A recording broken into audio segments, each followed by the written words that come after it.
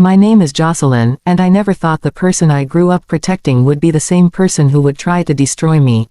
My father always told me one thing before he passed away. Family shows their true colors when there's something valuable to fight over. I thought he was being dramatic. I was wrong. After Dad's heart attack, my whole family changed overnight. Before he died, he owned a small collection of properties that he built over 40 years. Nothing fancy, a few rental homes, some land outside town, and the house where we grew up. My brother Ethan was always the favorite. My parents defended him no matter what. When Ethan lost money in bad investments, Dad helped him. When Ethan got into trouble, Dad fixed it. But when Dad wrote his will, he made one decision that shocked everyone. He left me control of the properties. Not because he loved Ethan less. Because Dad knew Ethan. He knew my brother didn't want responsibility. He wanted control. The day after the funeral, Ethan showed up at my apartment. He didn't hug me. He didn't ask how I was doing. The first thing he said was, "Sign the papers." I stared at him. What papers? The ones transferring Dad's properties to me. I actually laughed because I thought he was joking. He wasn't. "Ethan, Dad made his choice." His face changed. "You always thought you were better than me, didn't you?" That sentence stayed in my head. Because I realized something. This wasn't about Dad's property. It was about jealousy. A week later, I ended up in the hospital after collapsing at work from stress and exhaustion. The doctor said I needed fluids and rest. I was lying in the hospital bed when my phone started ringing. It was Ethan. I almost didn't answer, but I did. "Where are the documents?" he asked. I closed my eyes. "Ethan, I'm in the hospital." "I know." That made my stomach drop. "How?" A pause. Then he said, "Mom told me." I looked toward the door. My mother had visited earlier. She knew my room number. I couldn't believe she told him. "Why do you need the documents so badly?" His voice became colder. "Because Dad made a mistake. And I'm fixing it." I hung up. 30 minutes later, the door opened. Ethan walked in, and behind him was my mother. I felt my heart sink. "Mom." She avoided my eyes. Ethan walked straight toward my hospital table. "Where are the keys?" "What keys?" "The property keys." I shook my head. "They're at home." He leaned closer. "Don't make this difficult." I pressed the nurse button. My brother grabbed my hand before I could reach it. "You always ruin everything." I pulled away. "Get out." Then he saw my IV line. His eyes moved from my face to the tube. And that's when I knew something was wrong. "Ethan, don't." My mother whispered. "Just get the papers, Ethan." I couldn't believe what I was hearing. My own mother was helping him. Ethan grabbed the IV line. My eyes widened. "What are you doing?" He smiled. "You'll learn to cooperate." Before I could react, he pulled it out. Pain shot through my arm.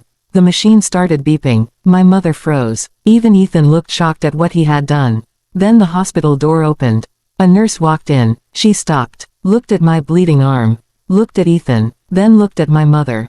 And her face changed completely. Because she had seen everything. And what she said next made my brother go pale. "I need security, now." But Ethan still didn't know the worst part. The room had a camera. And it recorded every second. The nurse's voice was calm, but the look in her eyes told me everything. She wasn't just shocked. She was angry. "Ma'am, are you okay?" She asked me. I tried to answer, but my hands were shaking. "My brother," he pulled it out. The nurse immediately pressed the emergency button. Ethan stepped back. For the first time that day, he looked scared. "Wait, it wasn't like that," he said. The nurse didn't even look at him. "Sir, don't move." My mother suddenly found her voice.